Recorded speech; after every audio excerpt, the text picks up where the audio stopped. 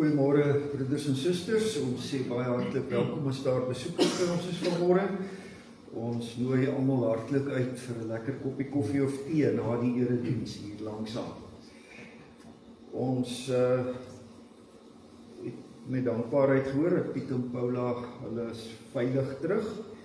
Ons bede is dat die Here se dank en genade ook verder sal wees oor Paula se gesondheid en dat hulle sal seën. Goed, kateksasie, les 11 vanmôre, dan Bybelstudie die week, Dinsdag, in die oggend in Sedgefield, die aand in Huisnaam. Dan het ons ook kerkraadsvergadering vanmôre na die erediens. Ons vra maar u voorbidding ook vir die Here ons sal lei in die besluitnemings wat gedoen moet word.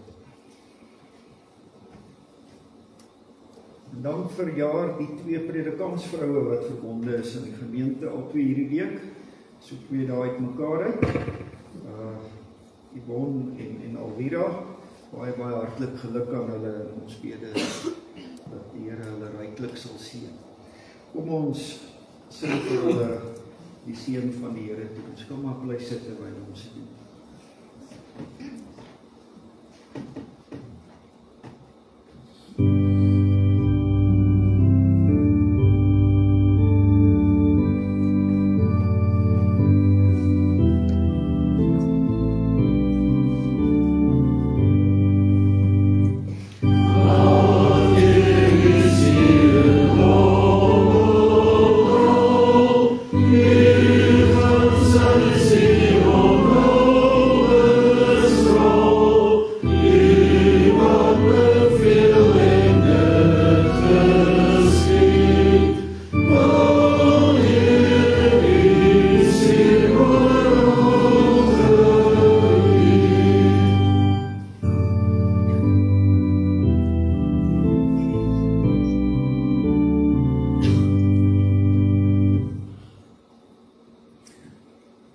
Ons nader voor die Here met Psalm 25. Ons sing daarvan vers 1 en vers 2. Ons sing dit sittende saam.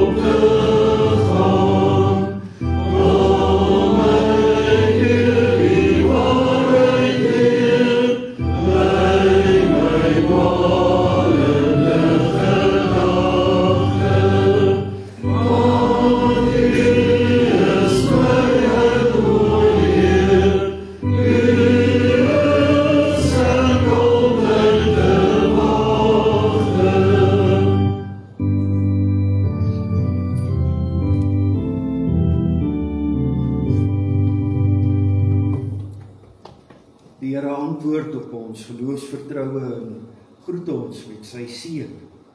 Geliefdes, genade vir julle en vrede van hom wat is en wat was en wat kom, en van die 7 geeste wat voor sy troon is, en van Jesus Christus, die betroubare getuie, die eerstgeborene uit die dood, die heerser oor die konings van die aarde.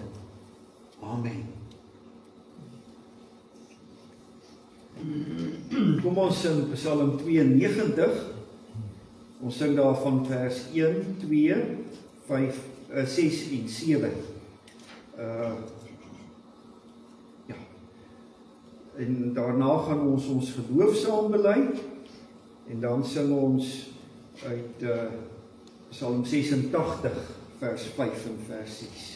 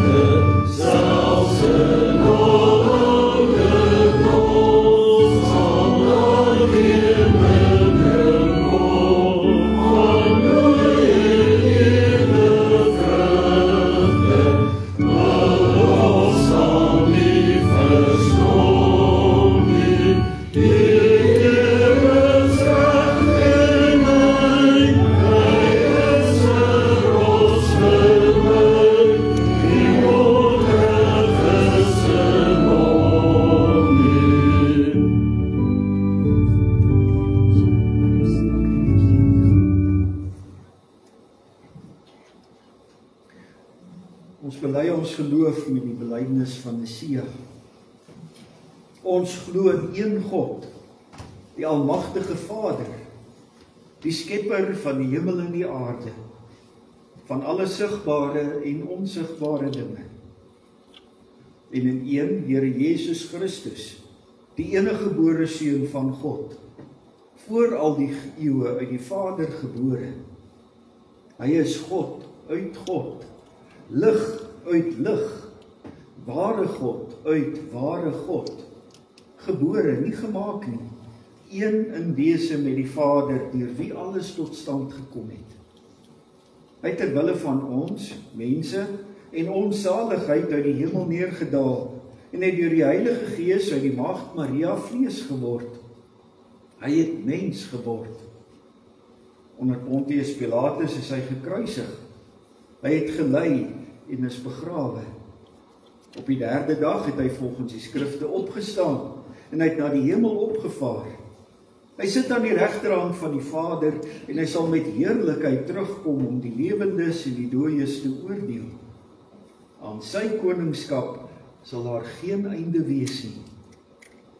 Ons glo in die Heilige Gees wat Here is en lewend maak.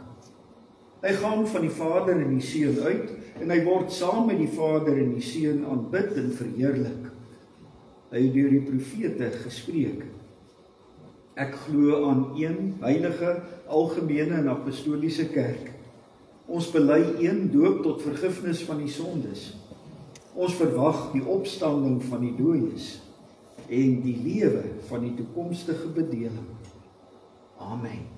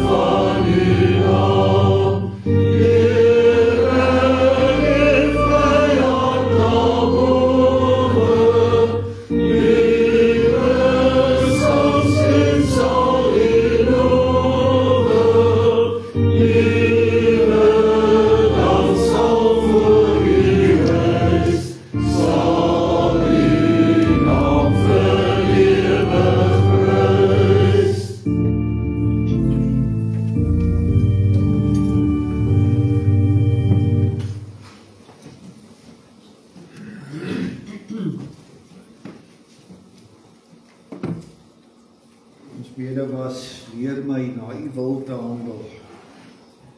Die Here leer ons deur sy wet. Die wet wat ook 'n verbonds ooreenkoms is. Want dit gaan oor verhouding. In Deuteronomium 5 staan die verhouding op voorhand. Die Here ons God het met ons 'n verbond gesluit by Horeb. Dan die bevestiging nie net by die voorouers nie, met ons wat vandag lewe. Die verbond wat saamgevat word in Deuteronomium 6, luister Israel, die Here is ons God, die Here alleen. Jy moet die Here jou God met hart en siel lief hê, met al jou krag. In Levitikus 19, jy moet jou naaste lief hê soos jouself. Ek is die Here. Die gebooie wat verder uiteengesit word. Die Here het gesê, ek is die Here jou God wat jou uit Egipte land, uit die plek van slawerny uitgelei het.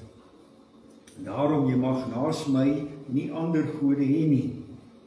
Jy mag nie vir jou 'n gesnede beeld van 'n God maak nie. Enige afbeelding van wat in die hemelruim daarbo of op die aarde hieronder of in die water onder die aarde is nie. Jy mag nie voor hulle in aanbidding buig nie en jy mag hulle nie dien, want ek, die Here jou God, is 'n besitlike God wat kinders laat boet vir die sondeskuld van ouers, selfs die 3de en 4de geslag van hulle wat my verwerp, maar troue liefde bewys aan duisende en hulle wat my liefhet, my gebooie nakom. Jy mag die naam van die Here jou God nie misbruik nie, want die Here sal hulle wat sy naam misbruik nie ongestraf laat nie. Hou die Sabbatdag heilig, soos die Here jou God jou beveel het. 6 dae moet jy werk en alles doen wat jy moet, maar die 7de dag is 'n Sabbat ter ere van die Here jou God. Jy mag geen werk doen nie, nie jy en jou seun, jou dogter, jou slaaf, jou slavin, jou bees, jou donkie of enige van jou diere nie. Ook nie jou vreemdeling wat by jou is nie, sodat jou slaaf en jou slavin kan rus soos jy. Jy moet onthou dat jy ook 'n slaaf was in Egipte land. Dat die Here jou God jou met 'n sterk hand en uitgestrekte arm daar uitgelei het. Daarom het die Here jou God jou beveel om die Sabbatdag te vier. Behandel jou vader en jou moeder met eerbied, soos die Here jou God jou beveel het, sodat jy lang kan leef en sodat jy dit met jou goed kan gaan op die grond wat die Here jou God vir jou gaan gee. Die res van die gebooie blaai ons na Romeine 13. Vers 8, wees aan niemand iets verskuldig nie, behalwe die verpligting om mekaar lief te hê. Wie sy medemens lief het, het die wet vervul. Dan dit, jy mag nie egbreuk pleeg nie, jy mag nie moord pleeg nie, jy mag nie steel nie, jy mag nie begeer nie. Maar watter ander gebod ook al word saamgevat in hierdie uitspraak, jy moet jou naaste lief hê, soos jouself. Die liefde doen die naaste geen kwaad nie. Daarom is die liefde die vervulling van die wet. Boonop ken julle die bestemde tyd, dat die uur reeds daar is om uit die slaap wakker te word. Ja, ons verlossing is nou nader toe as toe ons tot geloof gekom het. Die nag het reeds ver gevorder, dit is amper dag. Kom ons doen afstand van die praktyke van die duisternis en trek die wapenrusting van die lig aan. Kom ons leef betaamlik soos in die dag, nie met gevyf en dronkenskap nie, nie met ontug en losbandigheid nie, nie met rusie en afguns nie. Bekleed julle egter met die Here Jesus Christus en maak nie voorsiening vir julle sondige aard om sy drange te bevredig nie. Ons wil vanuit die verlossing leef. Psalm 40 begin met die digter wat sê hy het gevoel asof hy in 'n moeras aan die wegsink is, maar die Here het hom gered. En ons wat ook verlos is in die sonde moeras. Vers 3, die daad waarvan gesing word, grootmagtig was u daad, is die verlossingsdaad van die Here. Die Here wat ons verlos het. Dan hoe meld my mond, hoe vertel my mond u wonders, so oneindig ryk. En dan in vers 5, net om u wil te doen, soos in u boek dit vir my klaar duidelik geteken staan, dit wil ek, Here, van ganser harte soek. Ek bied u hart en hande, my binneste, maar ook my liggaam, in willige offerhande, om u te dien, om u wil te doen. Kom ons sing vers 3 en vers 4, ons gaan dit sit in die saam sing. Yeah.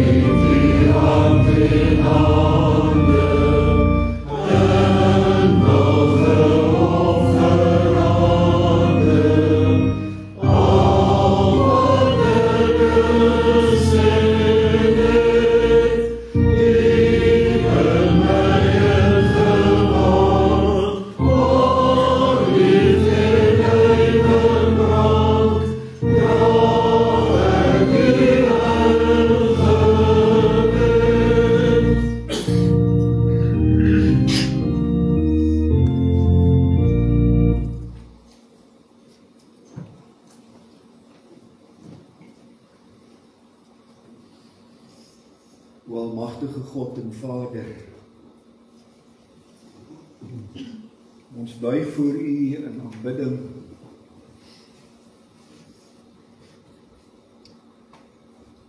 Ons erken U as die ware God, die enigste God.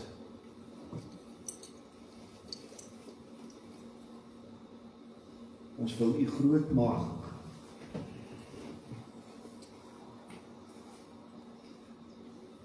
Ons dank U, Here, vir U genade, dat ons voor U kan nader. Vir die genade van U verlossing,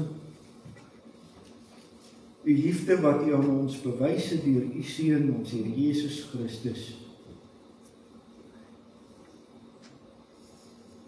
U liefde wat U aan ons bevestig deur die werking van U Heilige Gees in ons harte. Here, hoe kan ons anders as om in U diens voor U te buig en U te aanbid en U te verheerlik?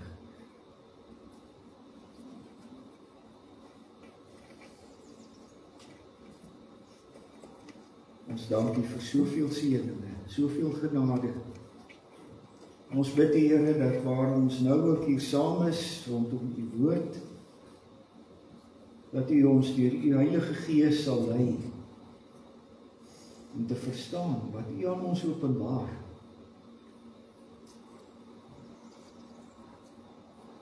Die groot dieptes van U genade, dat ons dit kan begryp, sodat die lus en die liefde vir U al meer en meer in ons sal groei, die lus om U wil te doen, uit dankbaarheid, uit liefde, nie wat ons moet nie, maar wat ons wil. Lei ons dan ook nou deur U Gees, Vader, en lei hom wat U woord moet bedien, met U lig, met U waarheid, met U wysheid. Dankie dat ons as U kerk so voor U kan buig, deur Jesus Christus, ons koning, ons verlosser, ons Here. Amen.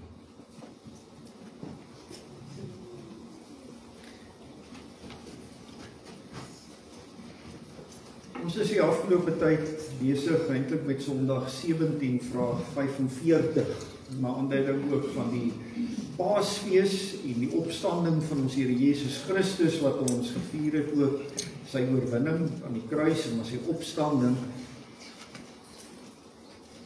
En vraag 45 wat die vraag vra, watter nut het die opstanding van Christus vir ons? En eerste het hy deur sy opstanding die dood oorwin, sodat hy ons die geregtigheid, die volmaakte verhouding, wat hy deur sy dood verwerf het, deelagtig kon maak. Daarby het ons 2 weke terug ook stil gestaan, dat hy werklik die oordeel afgehandel is oor ons, en ons die in 'n heel nuwe verhouding met die Here kan wees. Dat hy werklik vir ons alles reeds gegee het, sodat ons ook geen vrees het vir die oordeel wat kom nie. Die derde punt wat hier gestel word is, dat ten derde is die opstanding van Christus vir ons 'n betroubare waarborg van ons salige opstanding. Daarby het ons ook verlede week aangesluit, en ons ook stilgestaan het by hoe die Here ook ons liggaam sal laat opstaan uit die dood.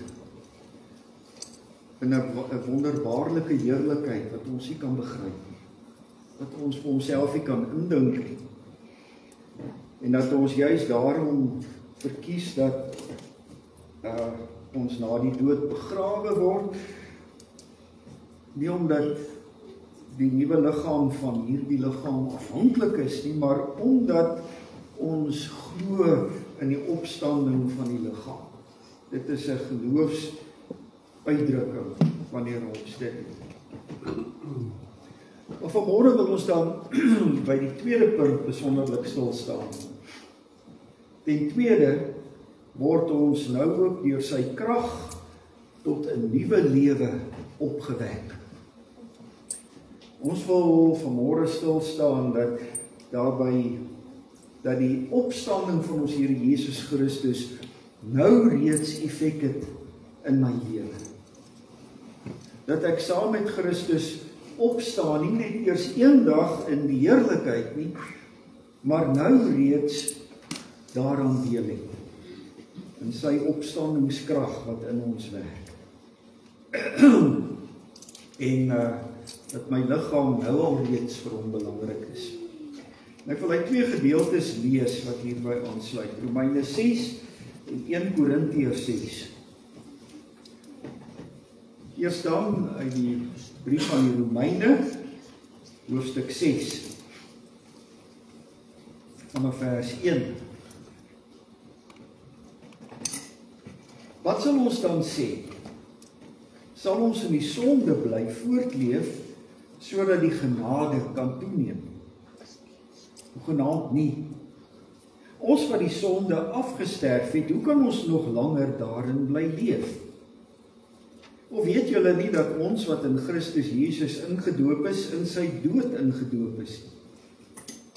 Deur die doop is ons dus saam met hom in die dood begrawe, sodat net soos Christus deur die magtige heerlikheid van die Vader uit die dood opgewek is, ook ons so 'n nuwe lewe kan lei.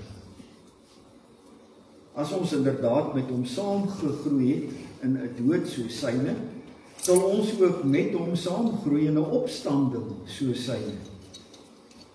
Dit weet ons, dat ons ou mens saam met hom gekruisig is, sodat ons sondige bestaan tot niet gemaak kan word, en ons nie meer slawe van sonde sal wees nie.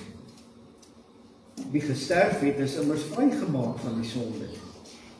As ons saam met Christus gesterf het, glo ons dat ons ook saam met hom sal leef. Ons weet dat Christus, nadat hy uit die dood opgewek is, nie weer sterf nie. Die dood het nie meer seggenskap oor hom nie. Want die dood wat hy gesterf het, het hy ter wille van die sondes eens en vir altyd gesterf. Maar die lewe wat hy leef, leef hy vir God. Beskou julleself dan so, dat julle in Christus Jesus dood is vir die sonde, maar lewend vir God. Laat die sonde dan nie langer oor julle sterflike liggaam heers, om julle sy begeertes te laat gehoorsaam nie. Julle moet ook nie meer julle ledemate as wapens van ongeregtigheid tot beskikking van die sonde stel nie. Nie as mense wat uit die dood lewend geword het, stel julleself tot beskikking van God en julle ledemate as wapens van geregtigheid tot beskikking van God. Die sonde mag beslis nie oor julle heers nie. Julle is immers nie onder die wet nie, maar onder die genade. Maar dan sal ons sonde doen, omdat ons nie onder die wet is nie, maar onder die genade. Hoegenaamd nie. Besef julle nie, dat as julle julleself vir iemand beskikbaar stel, om aan maar slawe te gehoorsaam, julle slawe is van die persoon aan wie julle gehoorsaam is nie. Julle is of slawe van die sonde, wat tot die dood lei, of slawe van gehoorsaamheid wat lei tot geregtigheid. Aan God die dank dat julle wel slawe van die sonde was, maar van harte gehoorsaam geword het aan die vorm van leer waaraan julle onderwerp is. Vrygemaak van die sonde, het julle slawe van die geregtigheid geword. Terwille van julle menslike swakheid praat ek in menslike terme.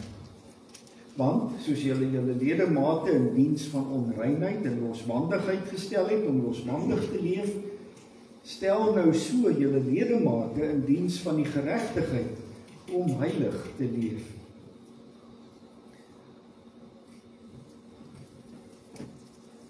Ons blaai na 1 Korintiërs hoofstuk 6. As hierby aansluit, direk.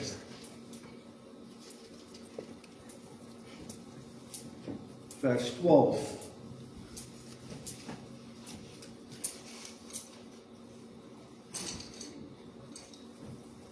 Alles is my geoorloof, maar nie alles is voordelig nie. alles is my gehoorloof, maar ek sal my deur niks laat oorheers nie. Dan 'n uitdrukking van die mense wat sê, kos is vir die maag en die maag vir kos. Ja, maar God sal die een en ook die ander vernietig. Die liggaam is tog nie daar vir onsedelikheid nie, maar vir die Here. En die Here vir die liggaam. Deur sy krag het God die Here opgewek en sal hy ons ook opwek. Weet julle nie dat julle liggame ledemate van Christus is nie? Sal ek dan die ledemate van Christus neem en deel maak van 'n prostituut? Beslis nie. Of weet julle nie dat iemand wat met 'n prostituut gemeenskap het, een liggaam met haar word nie? Daar staan immers, die twee sal een liggaam wees. Maar die persoon wat homself aan die Here verbind, is een gees met hom. Vlug weg van onsedelikheid. Elke sonde wat 'n mens doen is buite sy liggaam, maar iemand wat seksueel losbandig optree sondig teen sy eie liggaam. Of weet julle nie dat julle liggaam wat julle van God ontvang het, 'n tempel is van die Heilige Gees in julle, en dat julle nie aan julleself behoort nie, want julle is duur gekoop. Verheerlik God dan met julle liggaam. Ek lees weer hierdie laaste twee verse, vers 19 en 20. Of weet julle nie dat julle liggaam wat julle van God ontvang het, 'n tempel is van die Heilige Gees in julle, en dat julle nie aan julleself behoort nie, want julle is duur gekoop.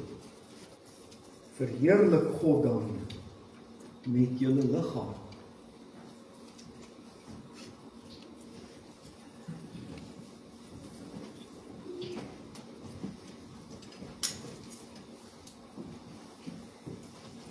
Ons het verlede week al daarby stilgestaan dat mense geneig is om aan die verlossing te dink as net iets van die siel.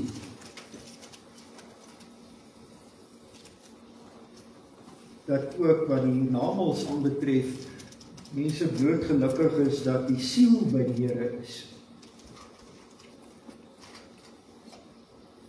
Dat ons so ingestel is daarop dat die Here die innerlike verniet, dat ons selfs ook praat van mense wat ons bekering kom, is dat hulle siele gered word. En dat evangelisering gedoen word met die oog daarop om siele te wen vir die Here.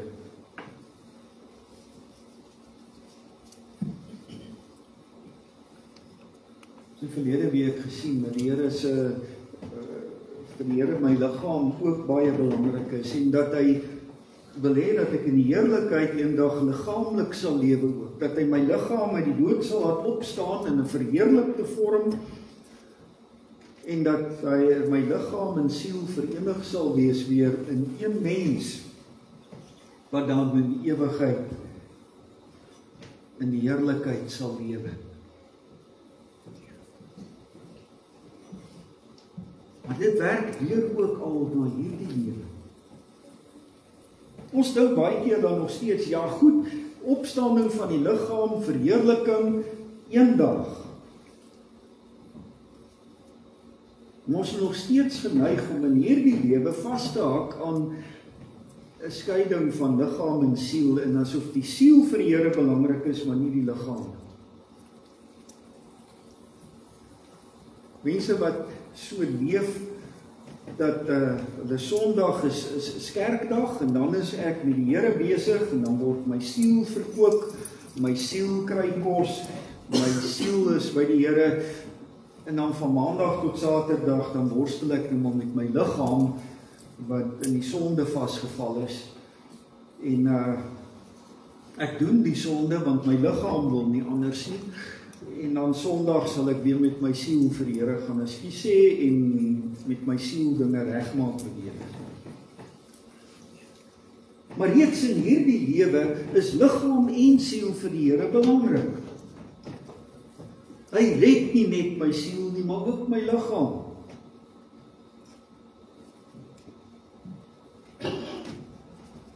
Die konsekwensies van wat hier in ons openbaar word en dit wat ons gelees het behoorlik deurdink, gaan dit eintlik 'n mens se brein se verstand op te dowe.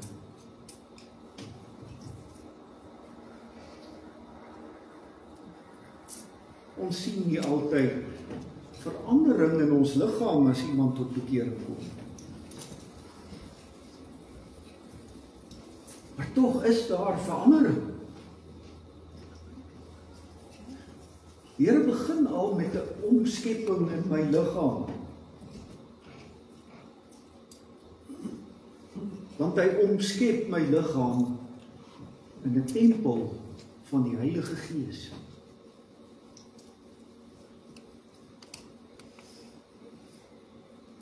Ons hoor dit. Dit word baie keer gebruik om vir mense wat dinge met hulle liggame doen aan te spreek. Maar dink ek werklik oor wat dit vir my liggaam beteken.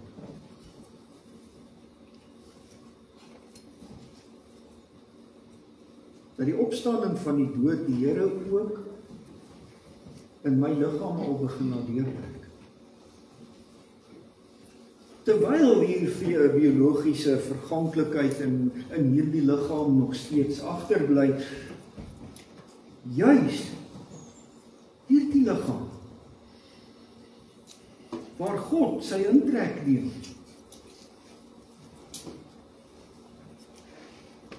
Ons kyk baie keer na onsself in die spieël en ons dink, joh, dis daarom nou nie 'n liggaam wat aantreklik is.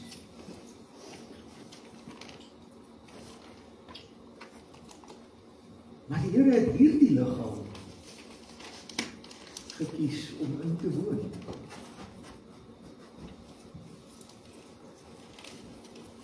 Die Here verwag nie dat ek eers my liggaam vir hom aanvaarbaar moet kry voordat hy my aanvaar nie.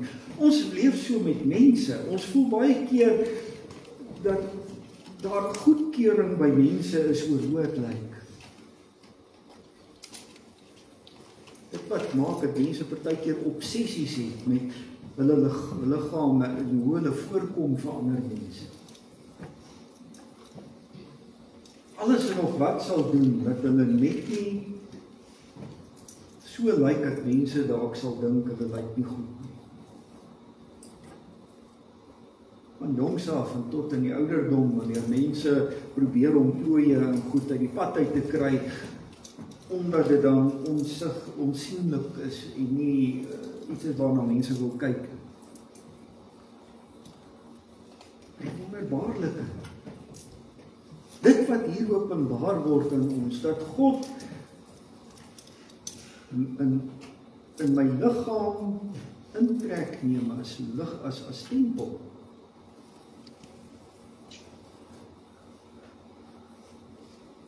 Al is die liggaam lyk dit minderwaardig. Wat ons standaarde as mense aanbetref. Net soos wat hy my innerlike omskep om sy wil te soek en te doen deur sy verlossing. So kom werk hy ook in op my liggaam.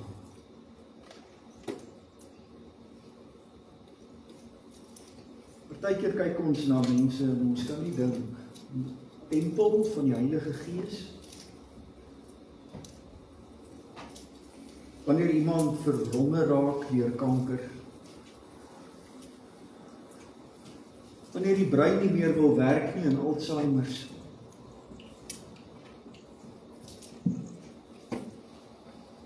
wanneer dit vir ons lyk asof daardie liggaam kan net nie meer aan die Here verbind wees nie, sê die Here tempel van die Heilige Gees vir die gelowiges. En as jy daaroor wonder, gaan sit bietjie by iemand met Alzheimer's, wat nie weet wie jy is nie, wat jou nie kan onthou nie, wat niks van jou weet nie, 'n geliefde wat nie 'n kind meer herken nie. Praat met hulle oor God. Die wonderbaarlike is, hulle reageer onmiddellik, hulle weet wie God is.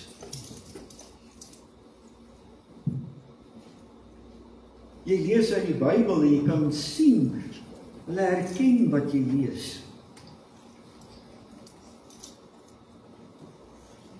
Jy begin 'n psalm, bekende psalm sing, en hulle sal dalk selfs sal begin saam sing. Maar as jy net daarna vir hulle vra, wie is ek? Dan sê hulle, ek nie weet nie.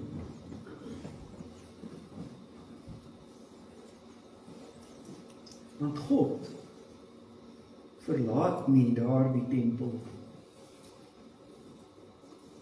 Hoeveel ons daar ook kan kyk en dink,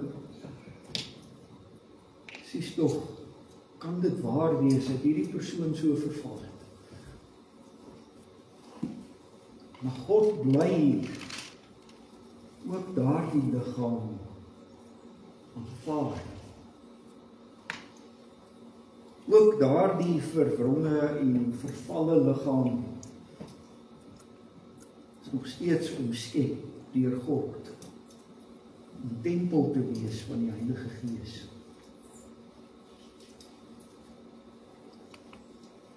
Verstaan jy dit van jouself?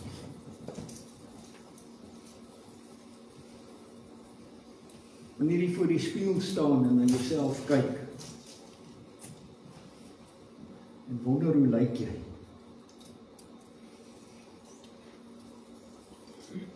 Besef,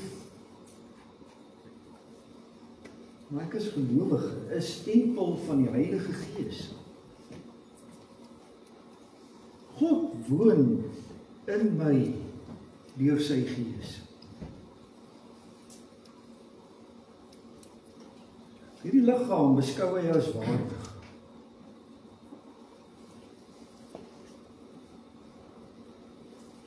Maar natuurlik kan dit dan nie daar bly staan. Want as ek dit regtig verstaan, wanneer ek voor hierdie wonder staan en besef, God woon deur sy Gees in my, dan kan ek tog nie sommer net lukraak met my liggaam omgaan. Sommer maar net dink ek. Maak nie saak wat ek met hierdie liggaam doen nie. Wanneer ek besef wat die Here in my kom doen het, ook in my liggaam, dan begin ek besef hoe belangrik is ook dit wat ek met my liggaam doen. Dan doen ek dit nie omdat ek moet nie, maar omdat ek wil.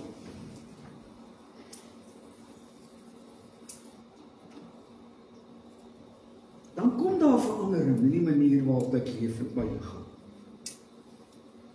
Dis wat Paulus dan ook vir die gemeente sê. Ek kan tog nie, as ek saam met Christus uit die dood opgestaan het, ook in my liggaam, dan kan ek tog nie my liggaam nog in die diens van sonde stel.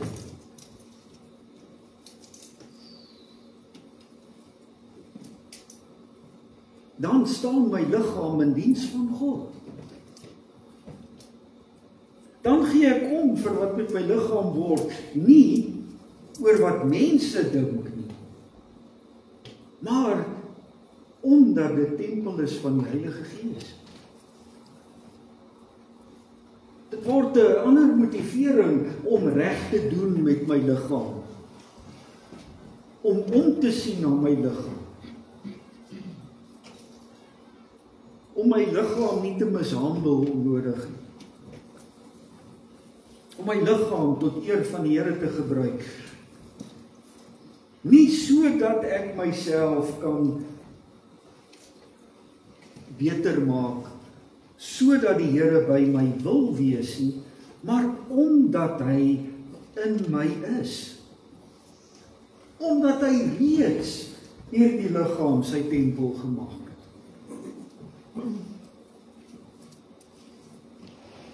Ek begin anders dink oor hoe ek leef en waar ek gaan en wat ek doen. Mense wat onverskillig lewe, dan sê ons vir hulle, maar sê nou maar, die Here kom, wanneer jy nou met dit besig is? Wat gaan jy vir hom sê? Dat is heeltemal 'n verkeerde uitgangspunt.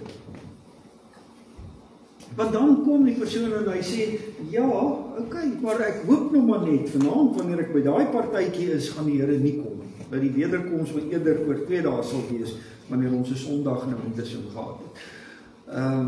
En ek kon ekskuus sê. Maar wat sê Paulus? Hy sê, nee, dis nie as die Here kom, wat gaan jy vir hom sê nie? Jy vat hom met jou saam. Verstaan dit. Daar's nie as die Here kom nie. As jy aan hom behoort, is hy by jou. En die vraag is, waar wil jy hom heen sleep? Waarvoor wil jy sy tempel gebruik? Of misbruik?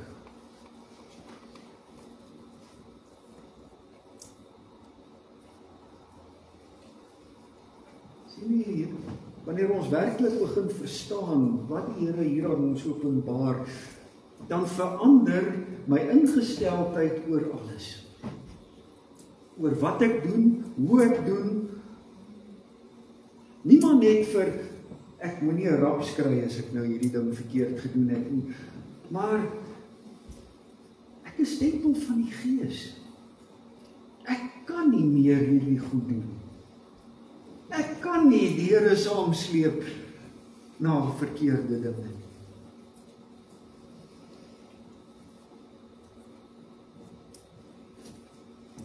Mens doen omdat hierdie kerkgebou. Hoekom sien ons om dan? Want dit is waar ons die Here ontmoet. Daarom sit ons matte in en ons kry mooi nuwe stoele in plaas van die gehawende goed en ons doen instandhoudingswerk en ons maak mooi.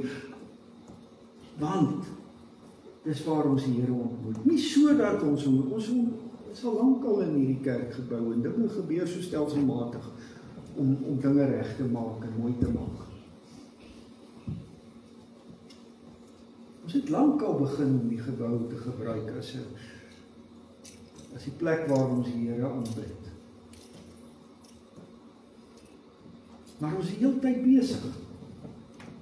En ons gaan dit nie laat verval nie, en ons gaan verseker nie sê, goed, ons Sondag word dit vir erediens gebruik, nou so die plek staan leeg in die week, ons sal dit in die week hier 'n bordeel maak. Doen dit nie.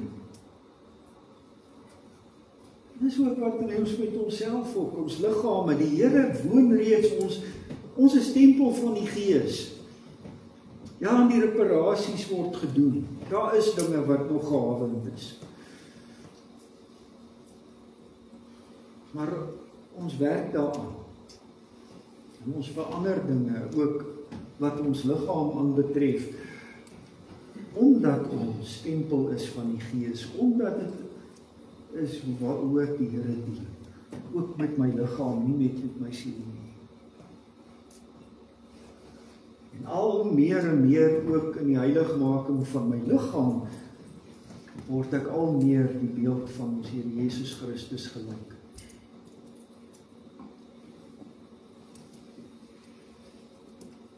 En mense kom en hulle ontmoet Christene en hulle sien eers hoe hulle lyk. Want hulle beleef die Here met wie hulle te doen het in hierdie persoon. Hulle word verryk. Jy gaan partykeer na 'n siekbed toe. Jy wil iemand gaan vertroos wat swaar kry, wie se liggaam afgetakel in daai siekbed lê. En jy loop al weg en jy sê, maar ek is vertroos. Ek het gegaan om te vertroos. Daardie een met daardie stikkende liggaam en daai siekbed, sy getuienis was so sterk. Ek het nie eens meer raak gesien hoe hy of sy in daai bed lyk nie. Ek is opgetel in my gees. En ek is die een wat beskaamd voel, omdat ek soveel versterk en bemoedig daar uitstap. En God het daardie persoon ook in sy liggaam, haar liggaam, omskep in 'n tempel van die Gees, en die getuienis van daardie persoon, nie net van die siel, van die hele mens wat daar lê, was 'n getuienis teenoor my.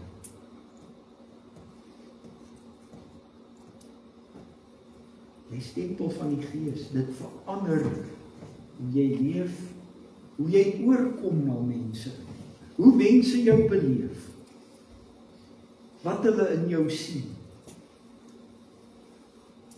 Partykeer word hulle baie kwaad vir dit wat hulle sien, omdat hulle vir die Here kwaad is. Hulle probeer jou aftrek om weer saam met hulle in sonde jou liggaam te gebruik, met bespotting en met wat ook al. Want die ongelowiges kan nie staan wat hulle sien in jou. Ook die manier waarop jy jou liggaam hanteer. Jy kan staande bly. Want die lewe is in jou, ook in jou liggaam. Jy kan sonde oorwin, ook die liggaamlike sondes, omdat God jou liggaam ook verander, jou drange, jou luste. Daar kom verandering. God herskep ook dit wat in jou liggaam aan die gang is, as jy dit aan hom onderwerp.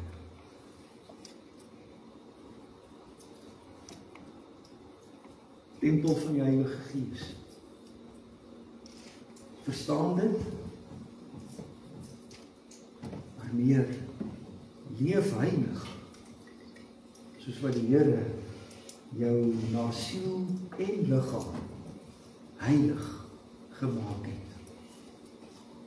Amen.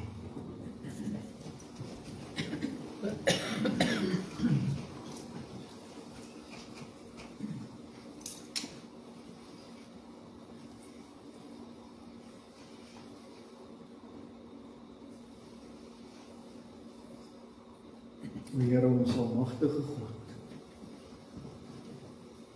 ons dankie vir u verlossing en vir die omvang van u verlossing ook in ons lewens.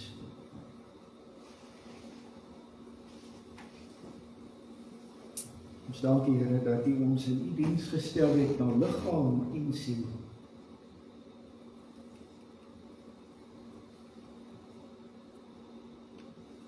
Dat ons voor u kan kom as heel mens.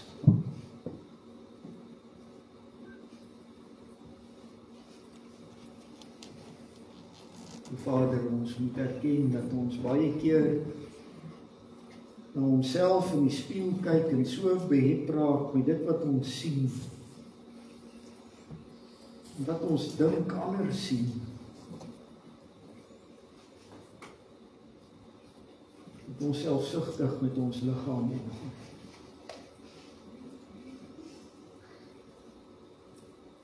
Ons moet voor u bely, Here, dat ons baie keer met ons liggaam lewe asof ons liggaam nie belangrik is nie. Net dit wat binne in ons is.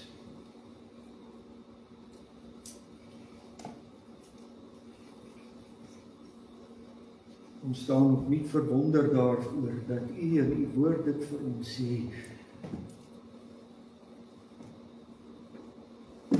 Weet jy dan nie dat jou liggaam tempel is van die Heilige Gees?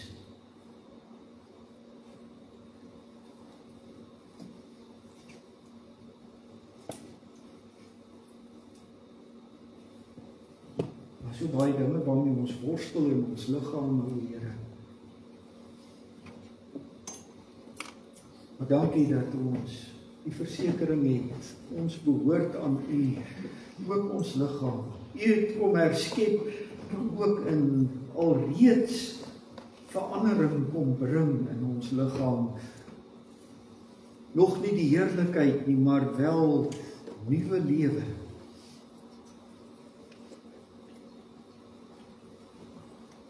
Dat ons ons liggaam in U diens kan stel.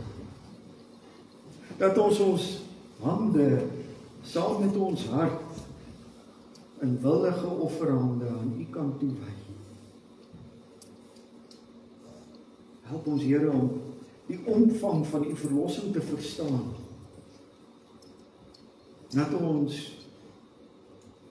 U ook daarom sal verheerlik met ons liggame. Met die manier waarop ons liggame hanteer, met die manier waarop ons met ons liggame in hierdie wêreld leef en werk, met die manier waarop ons liggame in U diens is, ledemate in U diens, hande wat uitreik, omdat dit U is wat deur ons uitreik, voete wat loop na plekke toe om te gaan in U diens wees,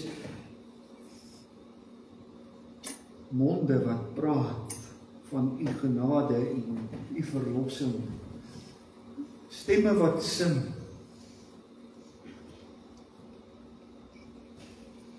Here, laat U naam ook in ons liggaam geheilig word.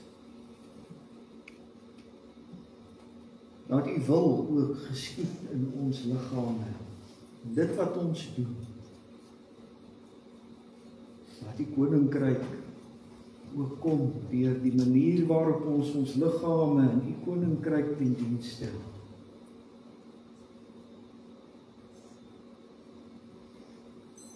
Dankie Here dat ons elkeen in die gemeente ook en ook van ons geliefdes wat ons van weet, elkeen in eie familieverband, wat siek is, wat swaar kry beleef, dat ons hulle aan U kan opdra.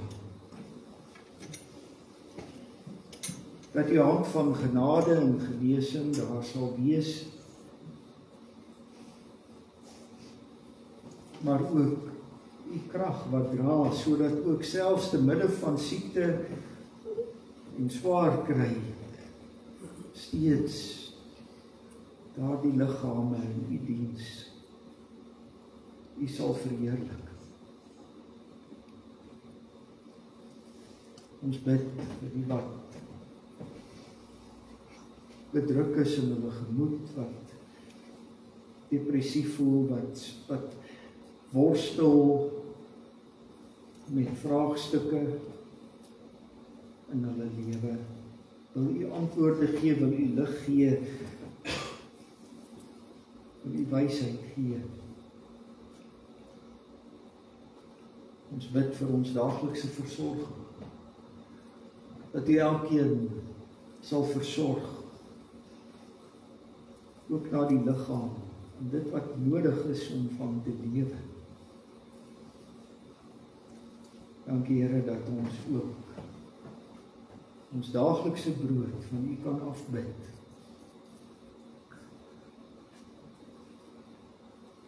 Dankie dat ons kan bid.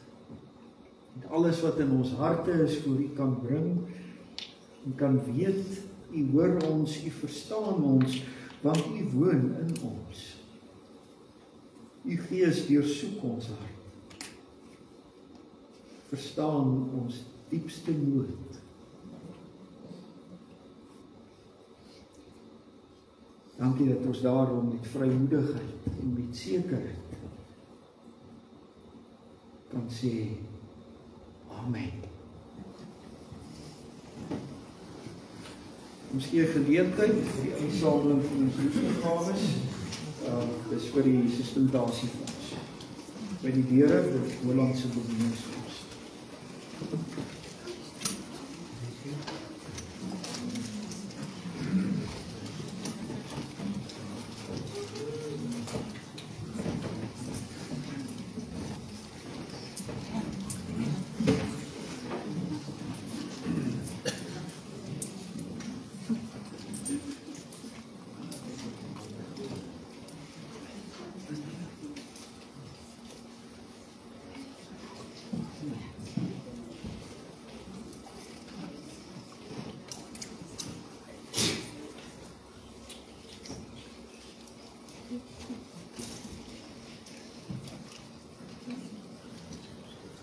Ja. Ja, dankie.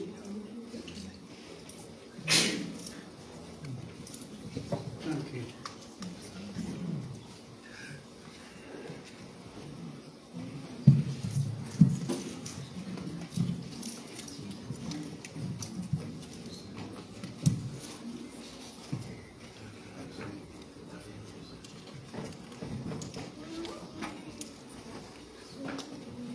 Kom ons sing in 308, dis 5 verse.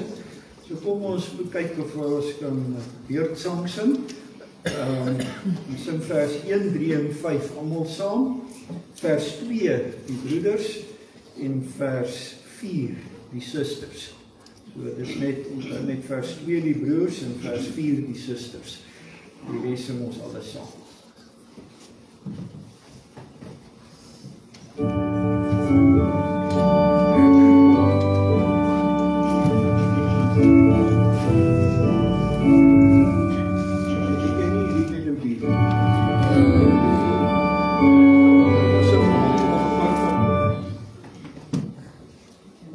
Ek weet nie of ons daai melodie, ek het hom nie. Ek sal, kom ons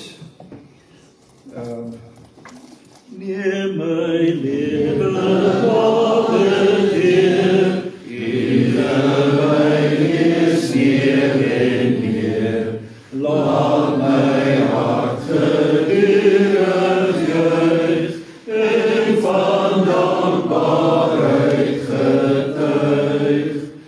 Neem my hande mokkelste, dienstbare nu goeie werk. Neem my voete skoei al Heer, met bereidheid tot die eer.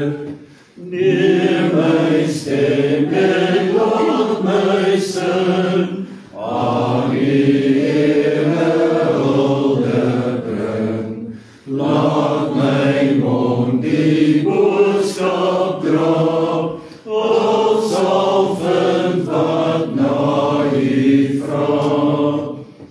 Neem my goud en silwer Heer, niks noem ek my eie meer. Al my kennis en verstand stel ek in die Vaderhand.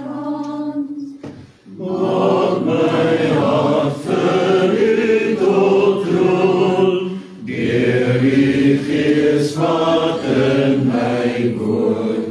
Rig my wil, gevoel en daad, altyd na U wyse raad. Die Here sal julle seën en julle beskerm. Die Here sal sy aangesig oor julle laat skyn en julle genadig wees.